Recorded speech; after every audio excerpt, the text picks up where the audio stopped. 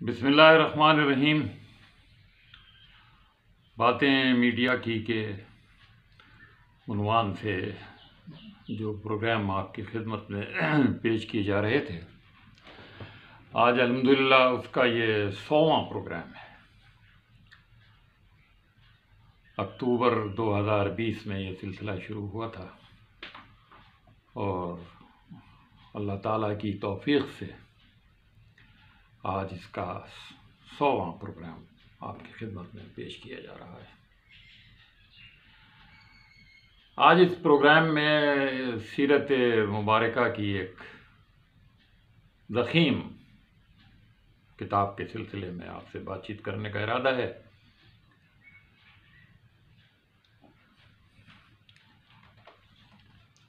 یہ کتاب 11 جلدوں پر مشتمل ہے اور ابھی اس کی 4-5 جلدیں اور آنی باقی۔ اس کے مصنف یا اس کے لکھنے والے پروفیسر ڈاکٹر تسنیم احمد ہیں، جو اپنے پیشے کے لحاظ سے تو ایک فارماسسٹ ہیں، فارمیسی کے ماہر ہیں، کراچی یونیورسٹی میں پروفیسر رہے ہیں فارمیسی کے، مگر اللہ تعالیٰ نے انہیں یہ توفیق بخشی کہ انہوں نے ایک منفرد زاویے سے سیرت مبارکہ پر لکھنا شروع کیا، اور وہ منفرد اور وہ زاویہ اور انفرادیت یہ ہے کہ انہوں نے سوچا کہ جس طریقے سے قرآن پاک نازل ہوا ہے، جس طریقے سے جبرائیل علیہ السلام حضور پر اللہ تعالیٰ کی طرف سے وحی لے کر آتے رہے، اس سلسلے کو سامنے رکھتے ہوئے، اس دور کو سامنے رکھتے ہوئے، ان ادوار کو سامنے رکھتے ہوئے سیرت مبارکہ پر لکھا جائے، تاکہ لوگوں کے سامنے، مسلمانوں کے سامنے خصوصاً یہ بات آتی رہے کہ حضور نبی کریم صلی اللہ علیہ وسلم نے نبوت سے سرفراز ہونے کے بعد اور وحی مبارک کے آنے کے بعد کس طرح سے اس معاشرے میں، اس دور میں اپنے عزیزوں، اقربا، قریب کے رہنے والے قبیلے کے لوگ، اور پھر رفتہ رفتہ مدنی دور میں کس طرح ایک حکومتی انتظام اور ایک ریاست کے طور پر کس طرح سے اس وحی کے آنے کے نتیجے میں لوگوں کو اصلاح اور نصیحت کی، کس طرح عملی طور پر ان آیات پر عمل کر کے دکھایا، اور اس وقت کے لوگوں پر اس کا کیا اثر ہوا، انہوں نے کس رد عمل کا ہے۔ تو اس کتاب کا نام ہے کاروان نبوت صلی اللہ علیہ وسلم، نزول قرآن کے پس منظر میں، یعنی یہ حیات طیبہ کی جو روداد ہے وہ نزول قرآن کے۔ اب تک اس کی 11 جلدیں آ چکی ہیں اور ابھی وہ ہجرت کے سمجھ لیں 6 سال تک پہنچے ہیں۔ ہجرت کے مکمل سال مکمل کرنے اور حضور نبی کریم صلی اللہ علیہ وسلم کے وصال تک ابھی امکان ہے کہ اس کی 3-4 جلدیں اور آئیں گی۔ ترتیب نزولی کے لحاظ سے پروفیسر ڈاکٹر تسنیم احمد نے سورہ علق سے آغاز کیا ہے، چونکہ وہی پہلی آیات تھیں جو جبریل علیہ السلام ان کے پاس لے کر آئے تھے، مگر اس سلسلے کے شروع کرنے سے پہلے انہوں نے حجاز کی صورتحال، مکے اور مدینہ کی صورتحال، اس سے پہلے جو دور گزرا اس میں اس وقت کے لوگوں کی، قریش کے قبیلے کی یا دیگر قبائل کی کیا صورتحال تھی، اس پر بھی بہت تفصیل سے لکھا ہے۔ بہرحال یہ نزول قرآن کے پس منظر میں چونکہ یہ چیز لکھی گئی ہے، تو اس لیے بات کا آغاز وہیں تک انہوں نے کیا ہے کہ سورہ علق جب نازل ہوئی ہے اور اس کی 7 آیتیں نازل ہوئی ہیں، اقرأ باسم ربک الذی خلق خلق الانسان من علق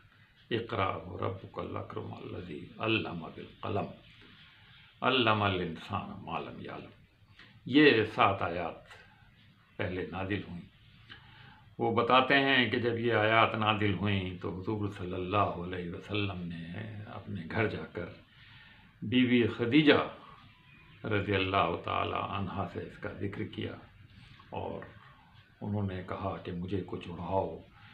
مجھے کپ کپی لگتی ہے، میری طبیعت ٹھیک نہیں ہے۔ حضرت خدیجہ رضی اللہ تعالی عنہا نے انہیں تسلی دی اور انہوں نے کہا کہ آپ گھبرائے نہیں۔ یہ یہاں سے انہوں نے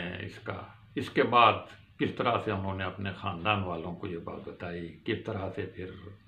اور لوگوں کو بتائی، دوستوں کو بتائی۔ اس دوران 2-3 دن کا ایسا وقفہ، یہ 21 رمضان المبارک روایات کے مطابق انہوں نے بتایا ہے، یہ وحی نازل ہوئی غار حرا میں، اور اس کے بعد پھر کچھ گیپ آیا جس میں حضور پریشان رہے، اور اس پیریڈ کو فطرت الوحی کے نام سے انہوں نے بتایا ہے کہ یہ جو پیریڈ تھا اس میں حضور بڑے بے چین رہے۔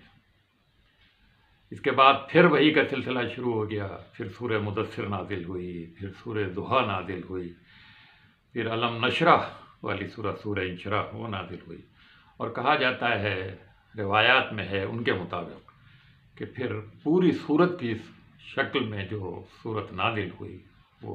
الحمد شریف تھی، اور اس طرح سے نماز کا سلسلہ بھی شروع کر دیا گیا،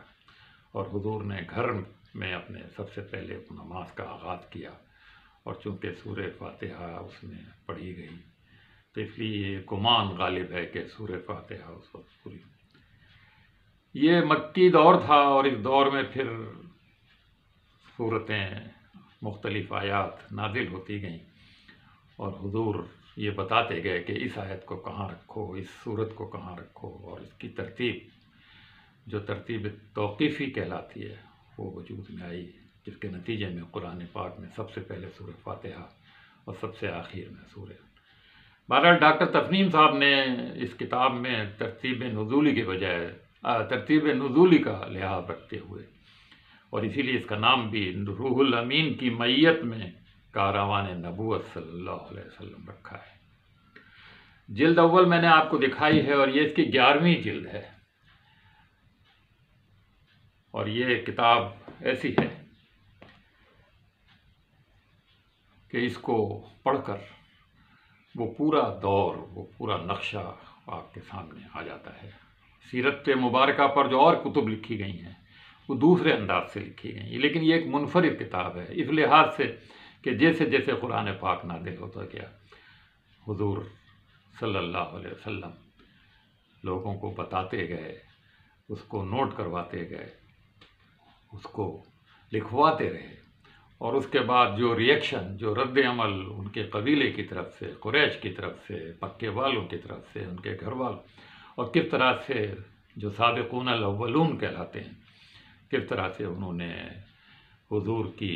دعوت پر لبیک کہنا شروع کیا،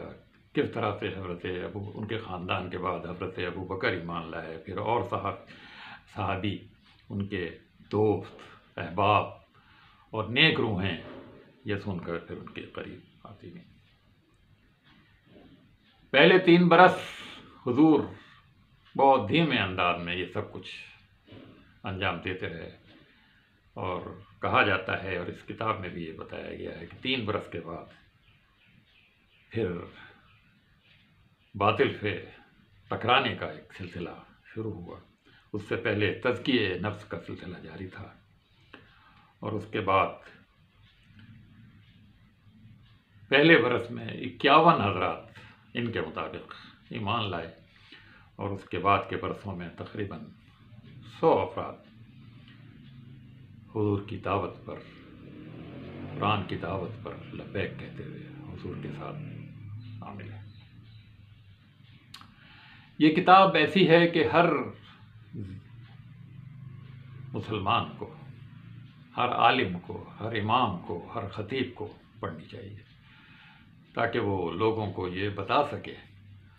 کہ جس طرح سے قرآن نازل ہوتا گیا، حضور نے کیسے اس کی دعوت پھیلائی،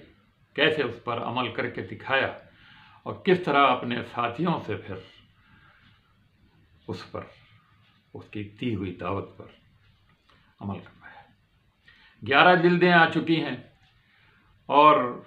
بڑی اہم بات یہ ہے کہ اس کی پہلی 6 جلدوں کا سندھی میں ترجمہ بھی شائع ہو چکا ہے،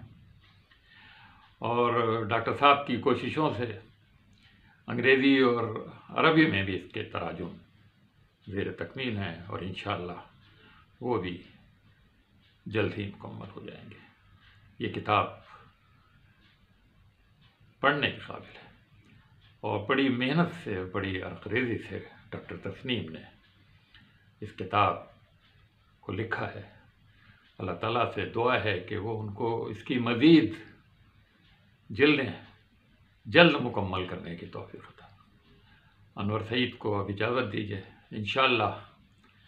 پھر کسی نئی کتاب کے ساتھ آپ کی خدمت میں حاضر ہوں گے۔ اللہ حافظ۔